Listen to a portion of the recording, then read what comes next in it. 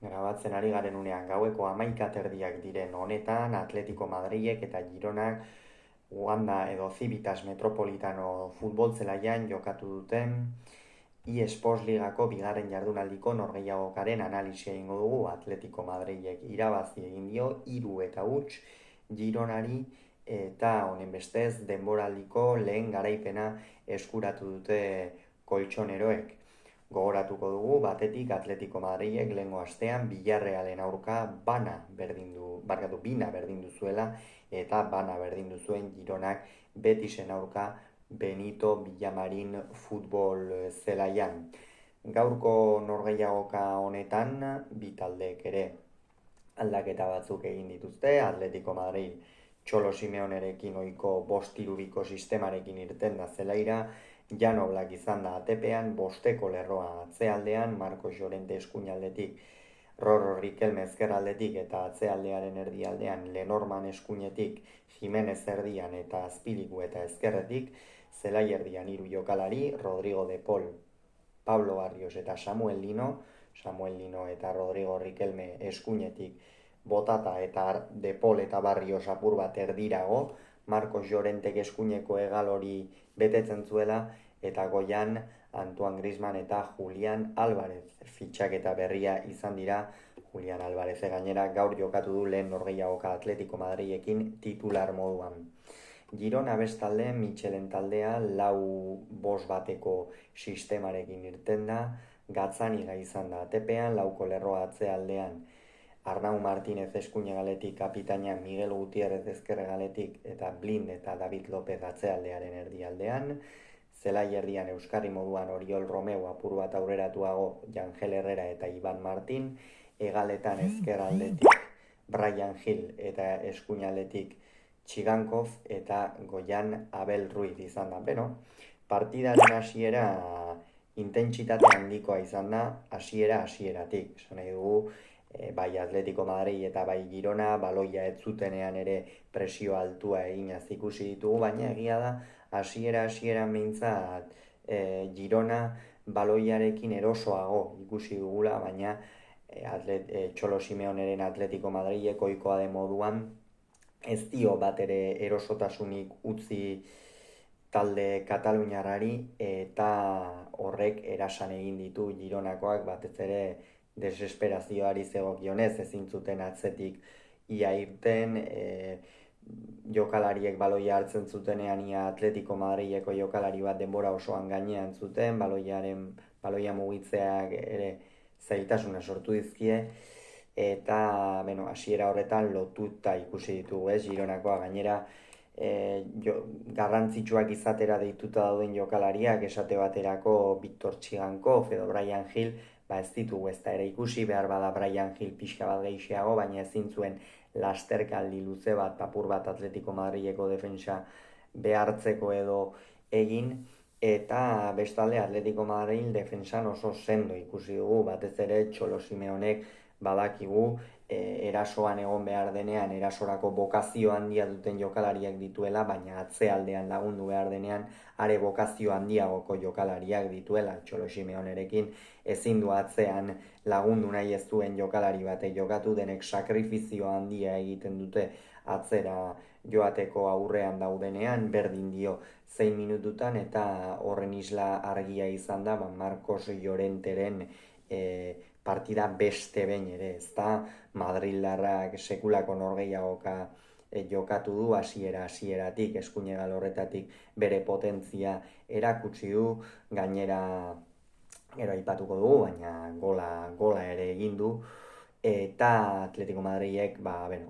bere jokalari horiei errendimendu gehien exigitzen zaien jokalari horiei errendimendu ona atera die. Robin Lenormand beste behin ere hasieratik izan da, Txolo Simeonek jada badirudi jokalari finko moduan duela Realean aritutako jokalaria,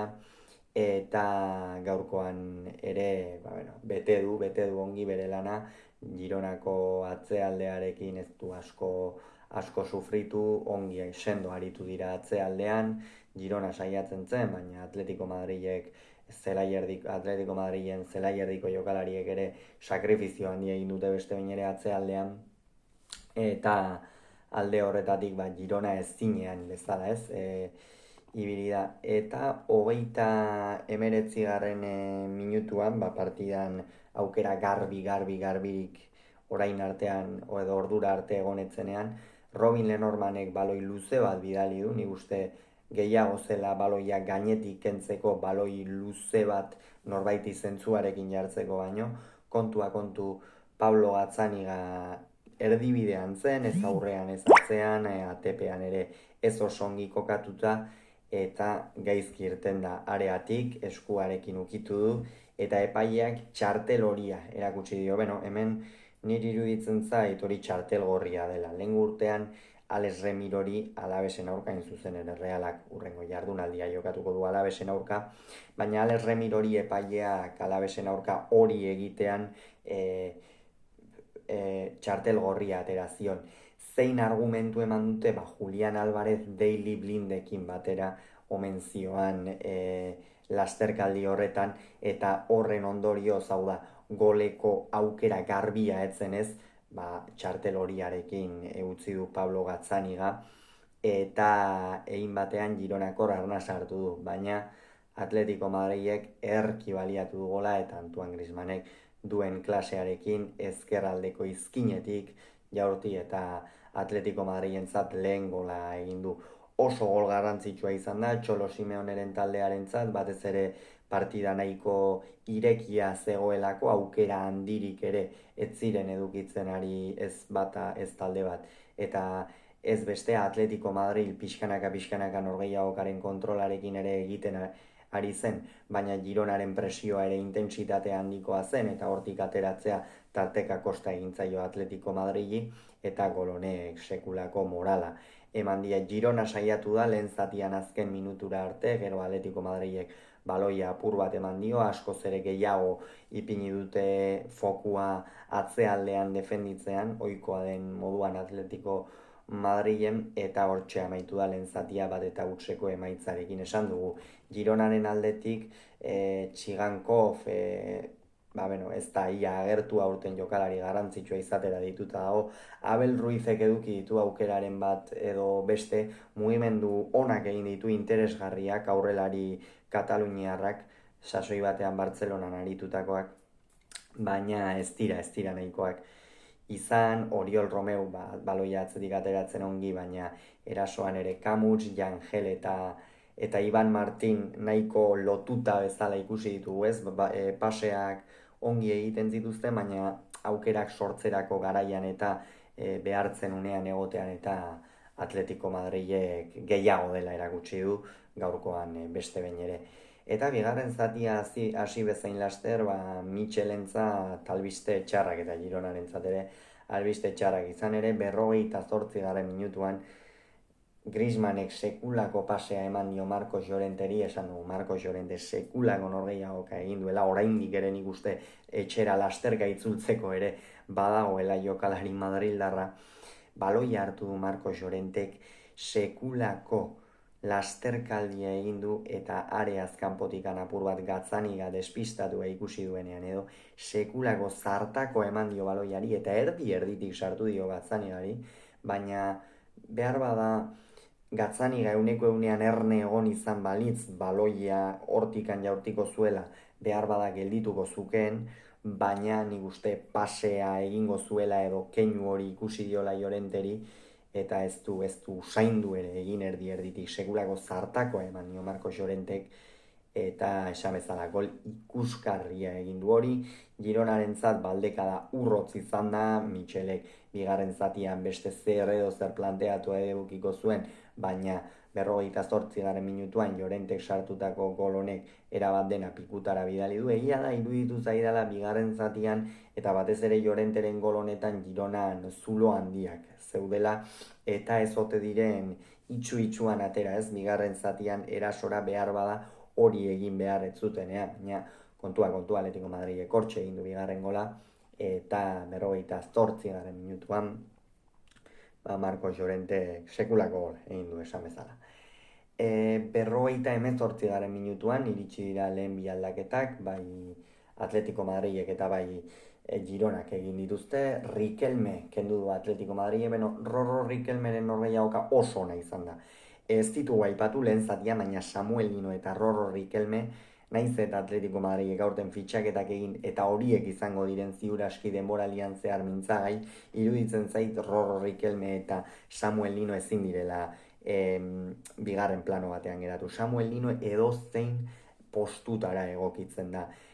Simeonek eskuinegalean jartzen baldin badu, Simeonek aurre aldean jartzen baldin badu, erdiraxeago, gaurkoan ere ikusi dugu nola presioa egiten zuenean Gironaren baloia ateratzerako horretan, nola Antoine Griezmann,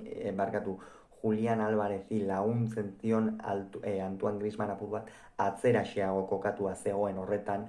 eta benetan sakrifizio handia egin du, eta Rorro Riquelmek bikain bete du bere leku hori, ez gaur Samu Linoren alde egin du erasokorrago jokatzeko, Rorro Riquelmeren alde egin du gehiago defenditzeko atzealdean, eta benetan